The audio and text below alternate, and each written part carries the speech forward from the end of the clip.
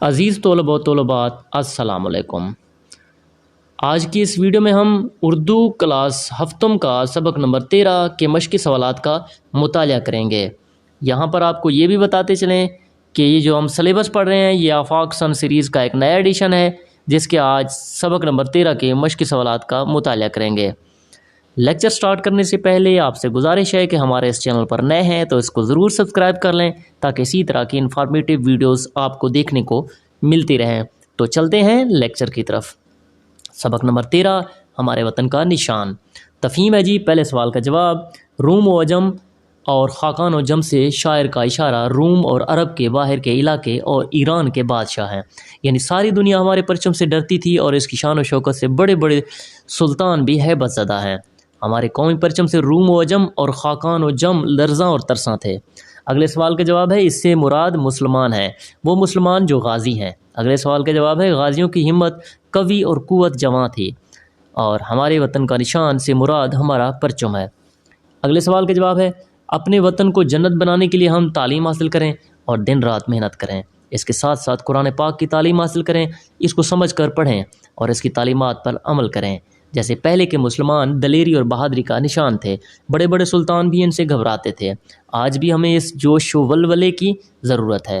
بڑھتے ہیں اگلے سوال کی طرف۔ نظم کے مطابق درست لفظ لکھ کر مصرع مکمل کریں۔ یہ نشان اپنی زرعی روایات کا، اس سے روشن ہوئی ہے حسین وطن، یہ نشان جس سے تھا سر نگوں ایک جہاں، یہ ستارہ چمک بخت بیدار کی، جگمگاتا رہے ہیبت سے صحرا بھی گھبرا گیا۔ مل کر کریں بات جی۔ اگلے سوال کو دیکھتے ہیں۔ سوال نمبر 4، آپ کو اس نظم کا کون سا بند سب سے پسند آیا اور کیوں؟ چند جملوں میں بتائیں۔ تو مجھے اس نظم کا دوسرا بند بہت پسند آیا۔ اس بند میں ہمارے پرچم پر موجود چاند کا ذکر ہے، جس کو شاعر نے انتہائی خوبصورت الفاظ میں بیان کیا ہے۔ چاند کے خم کو شاعر نے تلوار کے خم سے مشابہت دی ہے، جس سے مراد شہیدوں اور غازیوں کی بہادری ہے، اور ستارے کو جاگی ہوئی قسمت کہا ہے، اور پرچم کو ہماری قوم کی شان و شوکت کا نشان کہا ہے۔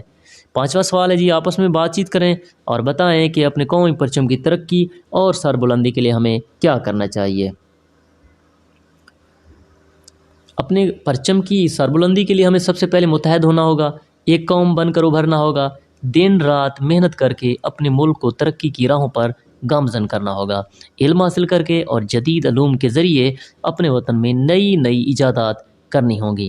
ایسی بہادری اور دلیری کو اپنانا ہوگا جو ہم سے پہلے کے مسلمانوں میں تھی، تاکہ ہمارے پرچم کو دیکھتے ہی دنیا کہے۔ تو آگے بڑھتے ہیں، قواعد سیکھیں۔ کالم الف میں دیے ہوئے الفاظ کے متضاد کالم بے میں تلاش کر کے کالم جیم میں لکھیں اور متضاد الفاظ کو جملوں میں استعمال کریں۔ بلندی، اس کا متضاد آئے گا پستی، مسلمانوں کی پستی کی وجہ دین سے دوری ہے۔ شمس، قمر آئے گا، شمس و قمر اللہ کی تخلیقات ہیں۔ تنزلی، ترقی، ہماری ترقی میں نظم و ضبط کا اہم کردار ہے۔ زرخیز، بنجر، اس بنجر زمین میں کچھ نہیں اگتا۔ کشادہ، تنگ، لاہور کی اکثر گلیاں بہت تنگ ہیں۔ بڑھتے ہیں اگلے سوال کی طرف۔ سوال نمبر 7، جملوں کے سامنے دیے ہوئے الفاظ کے مترادف لکھ کر جگہ پر کریں۔ پرسوں 14ویں کی شب تھی، یعنی رات تھی۔ 14 اگست کو ہر طرف قومی پرچم لہرا رہے تھے، مطلب جھنڈے۔ احمد صاحب کو کاروبار میں بہت منافع ہوا، یعنی فائدہ ہوا۔ پاکستانی پرچم پر چاند اور تارہ بنا ہوا ہے، ماہتاب۔ قائد اعظم محمد علی جناح کی سرپرستی میں مسلمان رہنمائی الگ وطن حاصل کرنے میں کامیاب ہوئے۔ تو لکھنا سیکھے ہیں۔ آپ اپنے وطن کے لیے کیا کیا خواب دیکھتے ہیں؟ 2 پیراگراف میں لکھ کر بتائیں۔ تو ہمارا پیارا وطن پاکستان اسلام کے نام پر حاصل کیا گیا۔ قائد اعظم اور مسلمانوں کی بے انتہا محنت اور قربانیوں کے نتیجے میں اللہ نے ہمیں اس وطن سے نوازا۔ اب اس وطن کا ہم پر حق ہے کہ ہم اس ارض پاک کو ترقی کی راہوں پر گامزن کریں اور پوری دنیا میں ہمارے ملک کا نام ہو اور خوب عزت ہو۔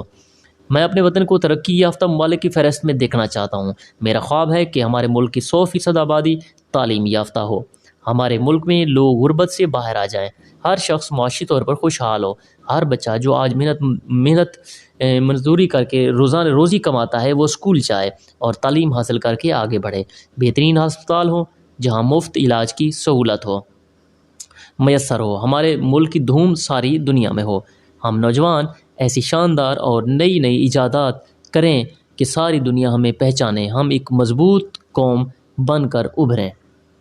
اگلے سوال کی طرف بڑھتے ہیں۔ سوال نمبر 9 ہے، فرض کریں کہ اگر آپ تحریک پاکستان کے زمانے میں ہوتے اور آپ کو کسی مشہور شخصیت سے ملاقات کرنے کا موقع ملتا تو آپ کس سے ملنا پسند کرتے اور کیوں؟ اس شخصیت کی تصویر کاپی پر چسپاں کر کے ان سے متعلق چند جملے بھی لکھیں۔ تو اس کا جواب، تحریک پاکستان کے دور میں اگر میں ہوتا تو علامہ اقبال سے ملتا۔ علامہ اقبال ایک عظیم شاعر ہیں، ان جیسی شاعری کہیں نہیں ملتی۔ آپ کی سوچ اتنی دور اندیش تھی اور آپ کا لکھنے کا انداز اتنا خوبصورت ہے کہ نوجوانوں کو جوش و جذبے سے بھر دے۔ علامہ اقبال کی شاعری سے ہم نوجوان بہت کچھ سیکھتے ہیں۔ آپ نے پاکستان بننے کا خواب دیکھا اور برِ صغیر کے مسلمانوں میں ولولہ پیدا کیا۔ آپ جیسا شاعر دوبارہ کسی قوم کو نہیں مل سکا۔ بڑھتے ہیں آگے۔ دیے ہوئے بند کی تشریح کریں۔ یہ ہمیشہ یوں ہی لہلہاتا رہے، جگمگاتا رہے، ذو دکھاتا رہے، یہ ابد تک رہے گا یوں ہی ذو فشاں، یہ نشاں ہمارے وطن کا نشاں۔